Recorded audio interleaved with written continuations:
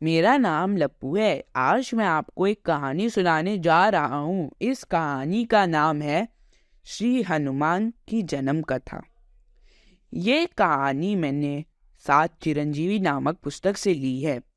वानर राज महामनस्वी कुंजर की पुत्री अपनी इच्छा अनुसार रूप धारण करने वाली थी। वह अपने सौंदर्य के लिए तीनों लोकों में विख्यात थी। उस अनुपम सौंदर्य के नाम था अंजना।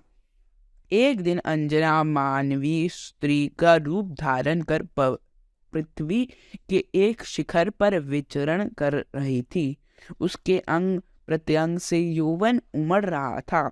उसकी अंग कांति पर वायु देवता मोहित हो गए।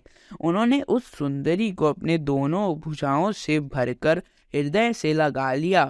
वह ऐसी अवस्था में भय से त्रस्त हो गई थी। घबराकर बोली, कौन है जो मेरी पवित्रता को नष्ट करना चाहता है? अंजना की बात सुनकर पवन देव ने उत्तर दिया, हे सुंदरी, मैं पवन देव हूँ। मैं तुम्हारी पवित्रता को नष्ट नहीं कर रहा, इसलिए तुम्हारे मन से यह भय दूर हो जाना चाहिए। सुंदरी, मैंने तुम्हारा आलिंगन किया है। मानसिक संकल्प के द्वारा तुम्हारे साथ समागम किया है। इससे तुम्हें बाल प्रक्राम से संपन्न एवं परम बुद्धिमान पुत्र प्राप्त होगा। वह महान, धैर्यवान, महातेजस्वी, महाबली, महापरिक्रमी तथा लांघने और छलांग मारने से में सक्षम होगा। पवन देवता के इन वचनों को सुनकर अंजना संतुष्ट हो गई। कुछ समय के बाद उन्होंने हनुमान जी को एक गुफा में जन्म दिया। हनुमान जी की बाल लीला। अंजना फल लाने के लिए अपने आश्रम से बाहर निकली और गहने वन में पहुंच गए। उस समय बाल हनुमान भूख से व्याकुल होकर रोने लगे। अचानक हनुमान को लाल रंग वाले सूर्य देव उदित होते हुए दिखाई दिए।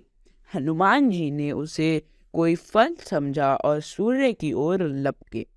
बाल हनुमान सूर्य को पकड़ने की इच्छा से आकाश में उड़ने लगे। उस समय उन्हें आकाश में उड़ते देखकर देवताओं, दानवों तथा दैत्यों को बड़ा आश्चर्य हुआ। वे सोच रहे थे कि अगर बाल्य अवस्था में इस बालक का ऐसा वेग और पराक्रम है तो यौवन का बाल पाकर इसका वेग और पराक्रम कैसा होगा। अपने पुत्र को सूर्य की ओर जाते देख उसे सूर्य के प्रचंड ताप से बचाने के लिए उस समय पवन देवता भी बालू के ढेर की भांति शीतल होकर उसके पीछे पीछे चलने लगे। इस तरह बालक हनुमान अपने पिता के बल से कई सहस्र योजन आकाश को लांघते चले गए और सूर्य देव के समीप पहुंच गए। सूर्य देव ने यह सोचा कि अभी यह बालक है, उसे भले बुरे का ज्ञान नहीं है और इसके द्वारा देवताओं के भी बहुत से कार्यों का समापन हो रहा है, इसलिए उन्होंने उसे जलाया नहीं। जिस दिन हनुमान जी सूर्य को पकड़ने के लिए उछले थे, उसी दिन राहु सूर्य देव पर ग्रहण लगाना चाहते थे, क्योंकि उस दिन अमावस्या थी। हनुमान जी ने सूर्य के रथ के ऊपरी भाग में जब राहु का स्पर्श किया, तब सूर्य और चंद्रमा का गर्भ से मर्दन करने वाला राहु भयभीत हो वहां से भाग खड़ा हुआ। उसने इंद्र से कहा, आपने चंद्रमा और सूर्य को मुझे अपनी भूख दूर करने के साधन के रूप में दिया था, किंतु अब आपने उन्हें दूसरों के हवाले कर दिया। ऐसा क्यों हुआ?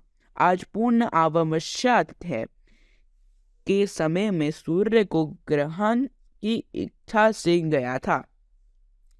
इतने में ही दूसरे राहु ने आकर सूर्य को पकड़ लिया। राहु की बात सुनकर इंद्र घबरा गए और अपना सिंहासन छोड़ उठ खड़े हुए। उसके बाद राहु इंद्र को उस स्थान पर ले गए जहां हनुमान जी के साथ सूर्य देव विराजमान थे। इधर राहु इंद्र को छोड़कर बड़े वेग से आगे बढ़ा। उसके उसी समय हनुमान जी उसे देख लिया। वह राहु को कोई फल समझकर उसकी ओर उछले। राहु भयभीत होकर इंद्र को पुकारने लगा।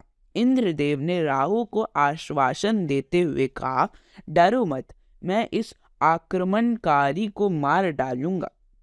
उसके बाद ऐरावत को देखकर हनुमान जी ने उसे भी एक विशाल फल समझा और गजराज को पकड़ने के लिए उसकी ओर दौड़ पड़े। उस समय उनका रूप भयंकर था। उनके इस भयंकर रूप को देखकर इंद्रदेव ने क्रोध में आकर उनके ऊपर वज्र प्रहार कर दिया। इंद्र वज्र की चोट खाकर वे एक पहाड़ पर गिरे। वहां गिरते समय उनकी बाई ठुड्डी टूट गई। इसी से उनका नाम हनुमान पड़ा। धन्यवाद। आगे की कहानी आपको अगले पार्ट में मिलेगी, और अगर आपको ये पुस्तक चाहिए तो मैं लिंक डिस्क्रिप्शन बॉक्स में डाल दूंगा। तब तक के लिए धन्यवाद।